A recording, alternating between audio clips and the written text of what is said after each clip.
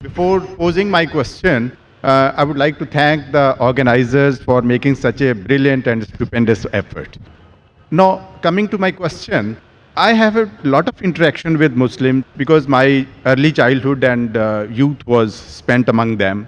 But one question has always been not really understood by me, the definition of Allah. Because to my mind and the way it has been given to me by my Muslim friends and acquaintances, that their definition of Allah basically is negation of other faiths and also non-acceptance of their definition of God as such.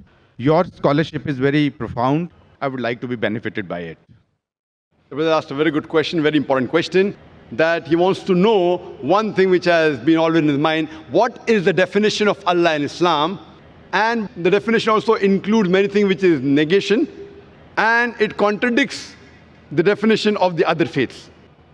In fact, in Islam, the definition of Allah says what Allah is and also says what Allah is not. Besides knowing what God is, it is also important to know what God is not. So that if someone falsely claims that so-and-so is God, you can easily come to know this is a false claim.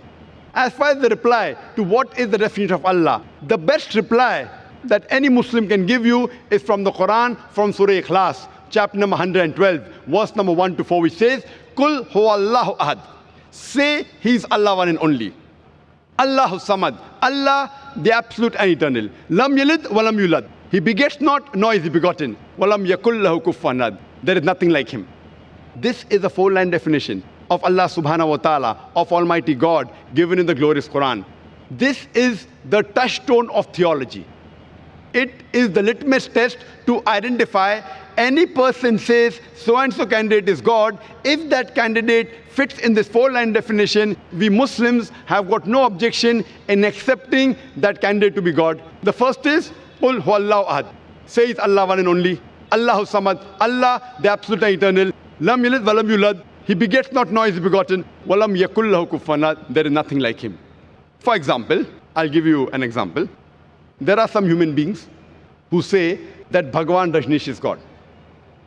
During question and answer time, there was a Hindu brother who told me that if we Hindus don't consider him to be God, I never said that the Hindus call Bhagwan Rajneesh to be God. There are many human beings who claim Bhagwan Rajneesh is God. Now I will give you a sample. Why do we use this negative also? Like say is Allah one and only is positive. Allahu Samad, Allah the absolute eternal. Lam yalid walam yulad. He begets not, nor is he begotten. Why do we use this? Now we'll put this Bhagwan Rajneesh to test. The first test is, Qul huwallahu ahad.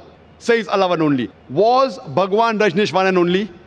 Was he the only man who has claimed divinity? There are hundreds who have claimed divinity, and in this country of ours, India, there are thousands of men who have claimed divinity. Thousands of people have said that they are God. He's not the only one. But Rajneesh Bhakt will say, no, Bhagwan Rajneesh is unique. So let's go to the next test. Allahu Samad. Allah, the absolute and eternal. Was Rajneesh absolute and eternal? When we read his autobiography, we read there that Bhagwan Rajneesh, he was suffering from asthma, from diabetes mellitus, from chronic backache. Imagine Almighty God suffering from asthma, from diabetes mellitus, from chronic backache. The third test, Lam yalid walam yulad. He begets not, nor is begotten. We know Bhagwan Rajneesh, he was born in Madhya Pradesh, and he had a mother and father. And in 1981, he goes to America and takes thousands of Americans for a ride. And in the state of Oregon, he starts his new center known as Rajneeshpuram. Later on, the American government arrests him and puts him behind bars. Rajneesh alleges that the American government gave me slow poisoning. Imagine Almighty God being slow poisoned. And 1985, the American government kicks him out of the country. He comes back to India and goes back to the city of Pune. And there, he goes and restarts his center, which is today called as Osho Commune.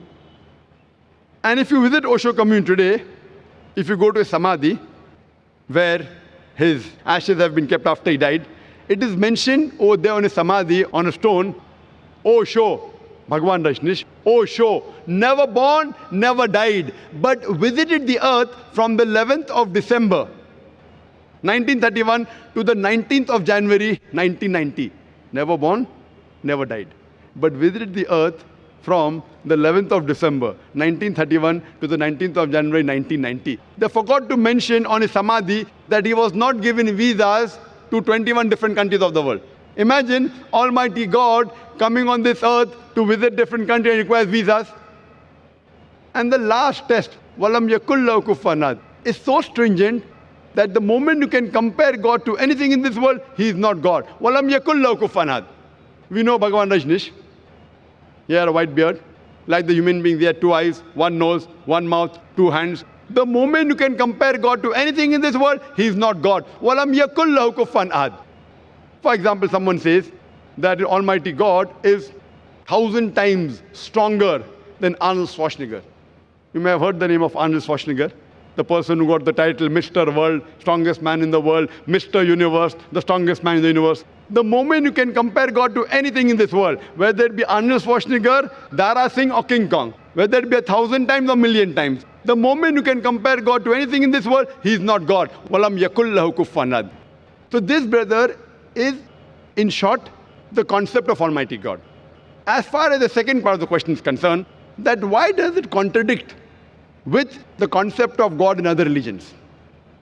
In fact, it's a misconception that the concept of Allah subhanahu wa ta'ala in the Quran, it contradicts with the other religions. It contradicts against the practices of the other religion, I agree with you, but does not contradict against the other religious scriptures. Because unfortunately, the followers of most of the religions, whether it be Christianity, Hinduism, etc., they do not read their own scriptures.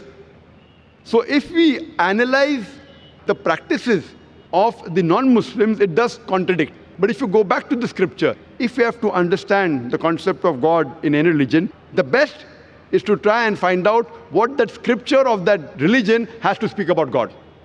Don't try and find out the concept of God by observing what the followers of the religions do. For example, if you want to know the concept of God in Sikhism, the best place you can go is Guru Granth Sahib, Adi Granth. If you read the first volume, first chapter, first verse of Guru Granth Sahib, it is known as Japuji. What does it say? Correct?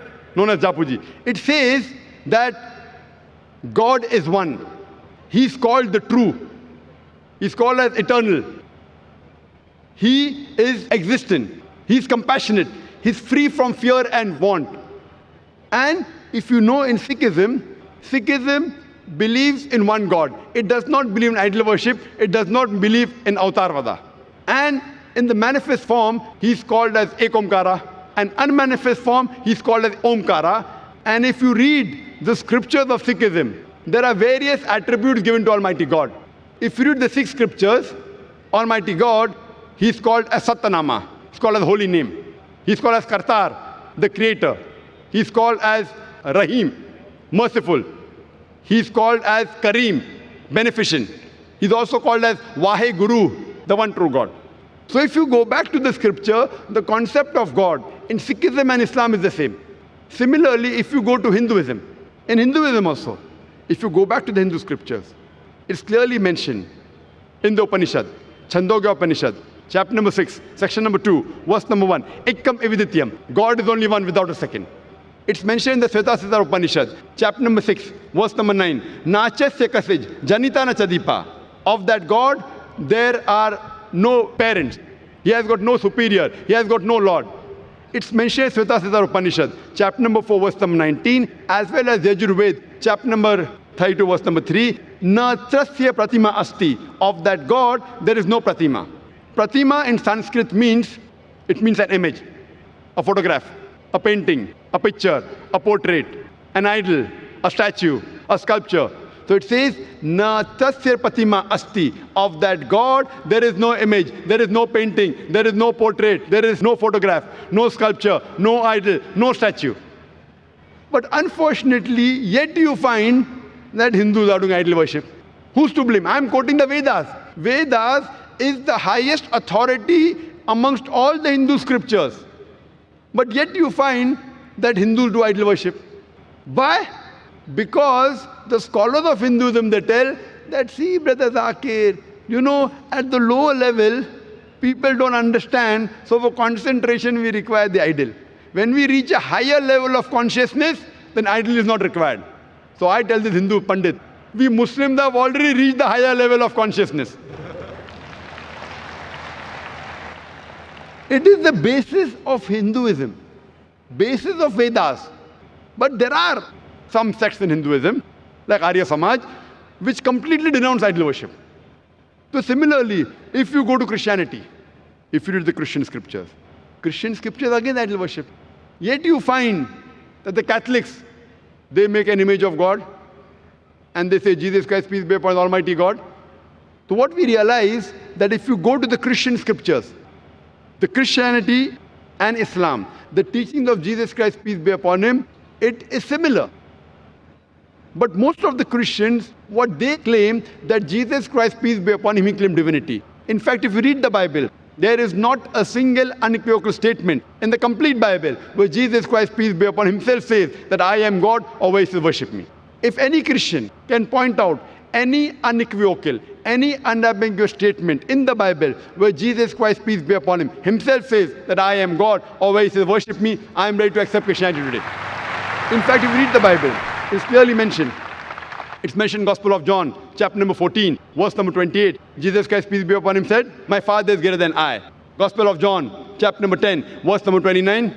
My Father is greater than all. Gospel of Matthew, chapter number 12, verse number 28. I cast out devils with the Spirit of God. Gospel of Luke, chapter number 11, verse number 20. I, with the finger of God, cast out devils. Gospel of John, chapter number 5, verse number 30. I can of my own self do nothing. As I hear, I judge, and my judgment is just. For I seek not my will, but the will of my Father. Anyone who says, I seek not my will, the will of Almighty God, is a Muslim. So Jesus Christ, peace be upon him, he was a Muslim. He never claimed divinity. And it's clearly mentioned in the book of Acts, chapter number 2, verse number 22. Ye men of Israel, listen to this. Jesus of Nazareth, a man approved of God amongst you by wonders and miracles and signs which God did by him, and you were witness to it. A man approved of God amongst you by wonders and miracles and signs which God did by him, and you were witness to it. So if you read the Bible, even in Judaism and Christianity, they believe in one God who has got no images. It's clearly mentioned in the book of Deuteronomy, chapter number 5, verse number 7 to 9. It says that thou shalt have no other God besides me. Thou shalt not make unto thee any graven image of anything, of any likeness in the heaven above, in the earth beneath, in the water beneath the earth. Thou shalt not bow down to them, nor serve them. For I, thy God, thy Lord, is a jealous God. For more details, you can listen to the talk of my son. Tomorrow my son at 3:45 is going to be a detailed talk. This was just highlights on the same topic, concept of God in major world religions. And you'll find out it is the same. We believe in one God who has got no images, and we worship him alone and no one else. Hope that answers the question. Thank you so much. And you said it for me, because the definition of God as it is tallies exactly with Islam, whatever we have in Sikhism,